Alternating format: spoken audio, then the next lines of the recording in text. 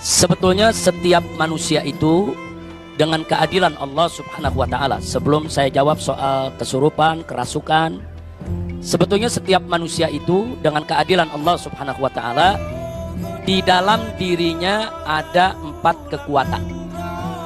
Yang 2 kekuatan menguntungkan, yang 2 kekuatan merugikan. Ini dibahas oleh Al-Imam Al-Ghazali radhiyallahu ta'ala anhu dalam kitab Ihya Ulumuddin dan beberapa kitab lainnya. 2 kekuatan yang menguntungkan itu adalah pertama al-aqlu, akal. Jadi Allah berikan kita akal itu kekuatan luar biasa yang sangat menguntungkan kita. Kalau kita bisa menggunakan akal kita secara baik, secara benar. Kemudian yang kedua, kekuatan yang bagus ada diri setiap manusia, yaitu pendamping, malaikat pendamping yang kalau Imam Ghazali menyebut dengan istilah malaikat mulhim. Nah, siapa itu malaikat mulhim?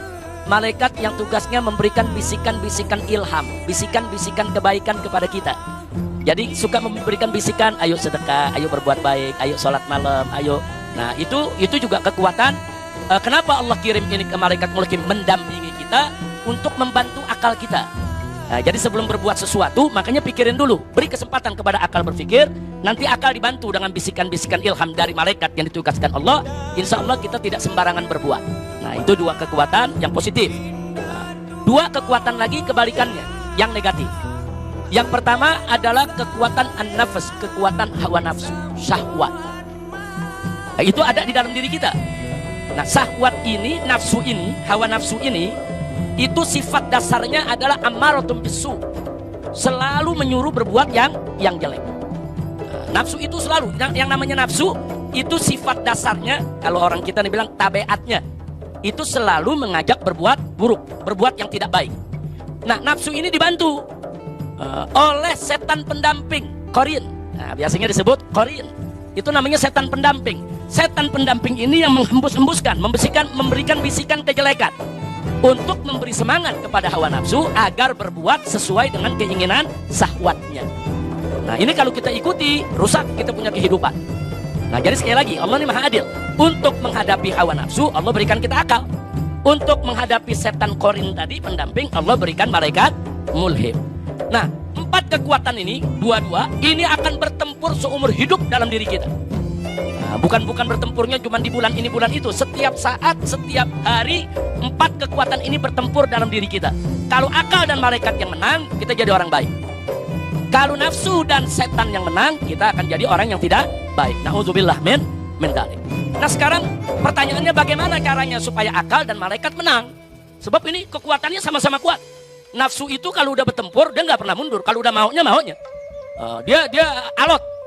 Begitu juga setan nggak pernah, kalau ngegoda manusia udah nggak ada tidurnya, 24 jam kita digoda terus. Jadi yang kita lawan ini bukan sembarang kekuatan, jadi kekuatan yang begitu dahsyat. Jadi kalau cuma ngandelin akal sama kekuatan malaikat saja, dia khawatirkan kita nggak bisa menang. Ini pertarungan. Nah, bagaimana supaya akal kita bisa memenangkan pertempuran? Nah, maka untuk memenangkan pertempuran diantaranya, 1, kita bekali kita punya akal dengan amal soleh. Dengan amal soleh. Kalau kita melakukan amal soleh, kita sholat, kita puasa, kita zakat, kita melakukan amal soleh, itu merupakan amunisi, gizi, nah, supaya akal kita semakin kuat. Yang kedua, kita bekali akal kita dengan ilmu. Akal tanpa ilmu nanti bisa berpikir liar. Makanya ibu jangan kaget, kadang-kadang ada orang gelarnya sederet, profesor, doktor, LC, MA, MPD, dan lain sebagainya. Nah, tapi bodohnya nggak kira-kira. Nah, artinya bodohnya nggak kira-kira, kadang-kadang gelarnya sederet, tapi dia hina Islam, dia hina syariat, dia hina Nabi, padahal gelarnya sederet. Nah, padahal dia kalau bicara akal, dia orang pintar, bukan orang bodoh. Saudara, dia orang pintar, tapi bukan orang bodoh. Ya, dia ada ilmu, tapi ilmunya nggak manfaat. Nah, kenapa? Karena nggak didukung dengan amal soleh. Jadi nggak cukup ilmu dan akal saja. Ilmu, akal, harus ada iman dan amal soleh. Nah, kalau kita ada iman, ada amal soleh, ada ilmu, insya Allah akal kita akan kuat. Akal kita akan bertempur habis-habisan untuk menundukkan hawa nafsu. Nggak bisa dibunuh. Hawa nafsu nggak bisa dibunuh. Hawa nafsu itu harus ditaklukkan, dikendalikan. Nah, kalau hawa nafsu itu sudah takluk, itu disebut an-nafsul mutmainnah, nafsu yang tenang. Nah, kalau nafsu belum ditundukkan namanya ammaratun bisu. An-nafsu ammaratun bisu. Tapi kalau dia sudah takluk, namanya an-nafsul mutmainnah, Nah kalau dia sudah tenang dan pada akhirnya dia betul-betul tunduk hanya ingin ibadah, sampai nafsunya hanya ingin ibadah saja. Jadi bukan sekedar takluk, tapi sudah ngikuti, yaitu ilmu, iman, dan akal. Maka nafsu tadi menjadi nafsu radiyatam mardiyah. Jadi nafsu itu macam-macam. Ada ammaratun bisu, ada nafsu yang mutmainnah, ada nafsu yang radiyah, ada nafsu yang mardiyah. Kira-kira jelas gak Ibu? Nah tadi dikupas oleh saya punya putri, yaitu Syarifah Mumtaz Syihab. Beliau tadi mengatakan kepada kita tentang fikir. Tadi kan ada bicara soal fikir.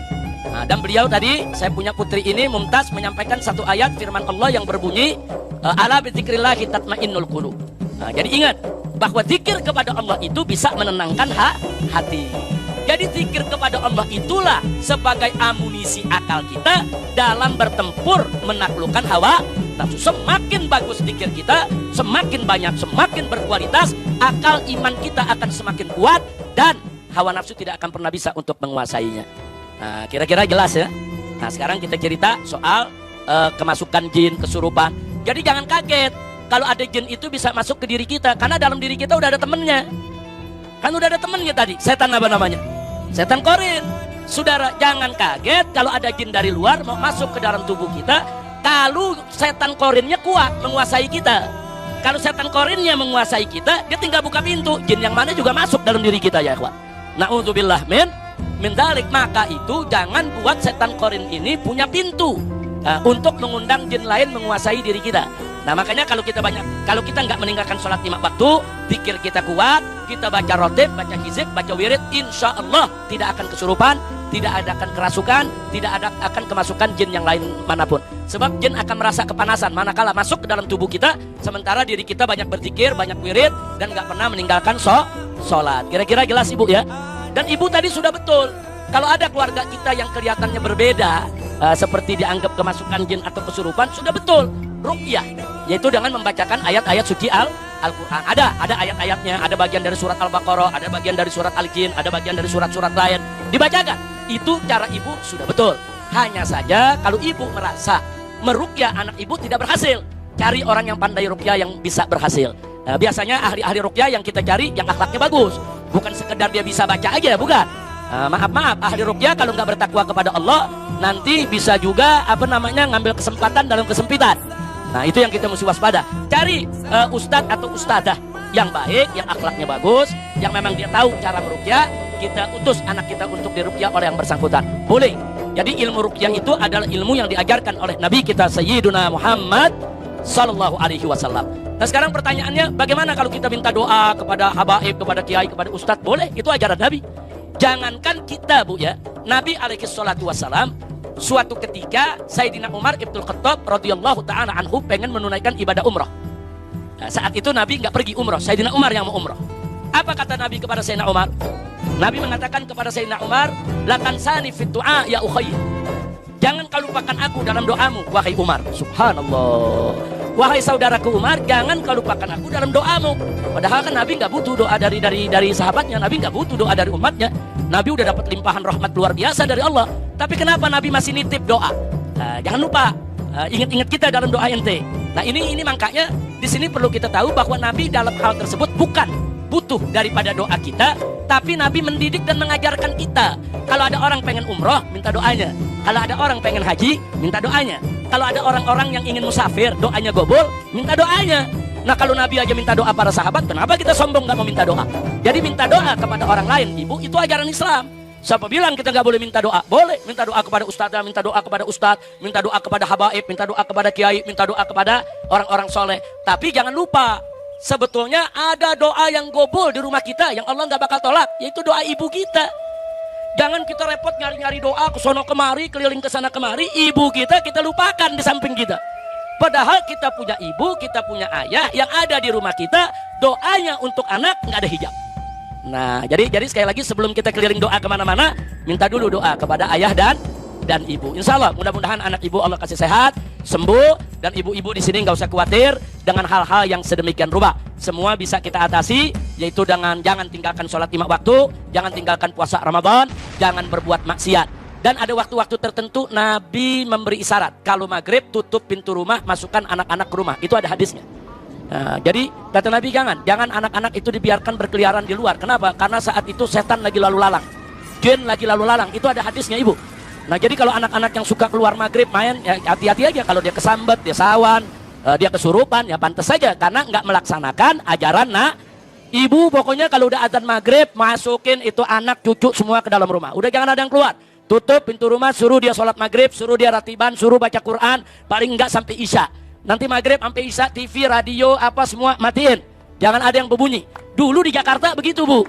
Dulu zaman saya kecil aja nih, kalau udah maghrib di dalam rumah itu tiap rumah yang kedengeran orang ngaji, yang baca Quran, yang baca ratib. Kalau sekarang begitu azan maghrib tiap rumah yang kedengeran, yang dangdutan, yang rokan, wah udah macam-macam.